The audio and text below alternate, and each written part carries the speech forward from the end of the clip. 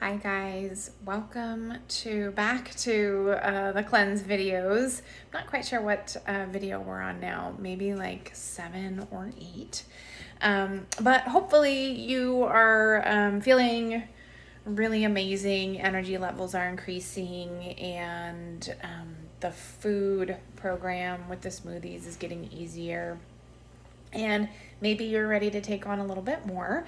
So this video piggybacks on our class last night. And what I am doing is just going through some household items, some personal care items to see kind of how toxic they are. And what I'm using is the Environmental Working Group app. It's called Healthy Living. I'll share it with you. It's kind of it's interesting to see. I won't say it's like the most intuitive app to use. I think the lists of things that they have is probably the easiest way to find things.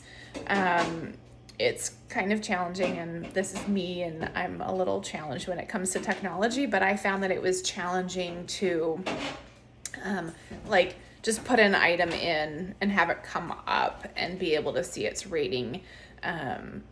So maybe it's just me, I don't know. But anyway, I wanted to show folks, so these are our glass containers, which we use in our household for storing things. And it sounds like Joel and Kylene have a similar container, and I ultimately think it's the best out there. Yes, it has a plastic lid, but I think for the most part the lid isn't coming in contact with the food, and then just make sure that you're not heating that lid up, because that's really when the toxins and plastics come out. So all right, so here's just kind of my items that I pulled. Here's some Simple Green and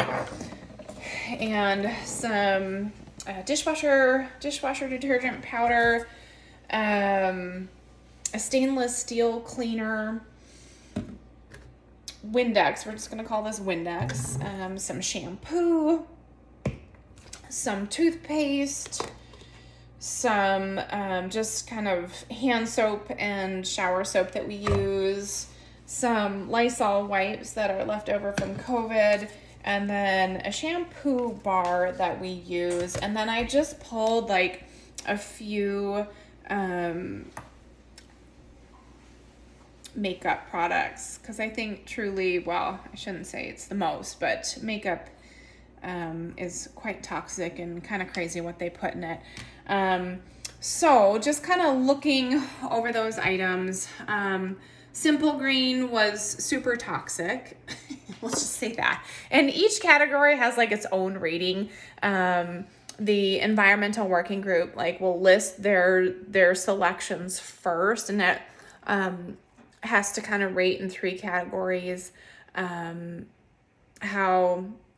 it affects the environment and how toxic it is, and then it will list the ingredients, which is actually really helpful. And then it has like different levels, and there are food items on there, which I thought was pretty cool, but I didn't actually look at any of those. Household cleaners, so cleaners and things like that. And then personal care items, and I think sunscreens are another category, but there's like 3 categories, and then they each kind of have their own little different rating system. So what I learned is that Simple Green is quite toxic, and we should probably get rid of that guy. 7th generation, I know, was bought a while back, so I was actually surprised at how high up it actually rated. And this, I'm just considering Windex, or the Target brand. I'm sure it's not any different. Quite toxic, not as toxic as the Simple Green. All the Bronner's items rate pretty highly, as do a lot of the Avalon hair care products. Lysol, we all know, is toxic, right? I didn't actually look up any of the makeup items. Well, no, I lie. Beauty Counter, I think, works really closely with the Environmental Working Group. So a lot of their stuff is very highly rated.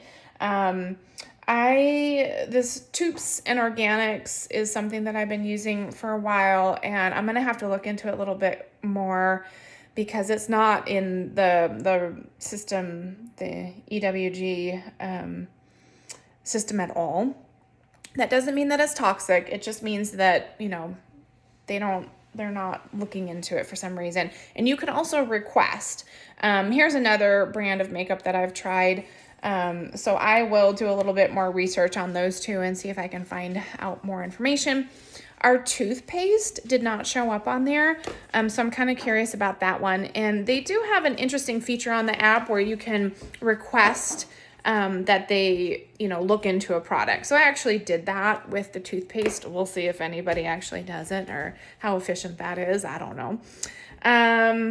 Yeah, so I think it is, depending on how you're feeling, you might be ready to take on the world at this point and make all sorts of changes in your home.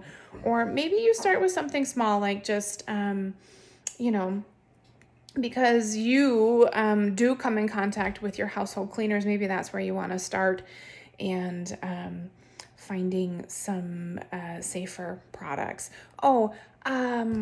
Yeah, I meant to pull this out because I was kind of wondering if this was actually going to be very safe or not. I kind of thought it wasn't. It's called Bon Ami. But that actually, it's just a powder. So it's like, Comet, powder cleaner. I don't know the technical name for it, but that type of kind of powdery sprinkle container. And Bon Ami actually rated pretty highly as well, just not as toxic as the rest. So anyway, I highly recommend that you look at some of those things in your home. Maybe give the app a shot. Maybe you'll have better luck with it. I feel like they've actually made a lot of improvements. I remember 7 years ago trying to go back and trying to use it, and I was like, oh, this is ridiculous. And there are still some things that are kind of ridiculous about it, but I think a lot more companies are actually, divulging their information to them so that the Environmental Working Group will post their products, and they have a good variety of products in there. So check it out. Let me know what you think. Bye.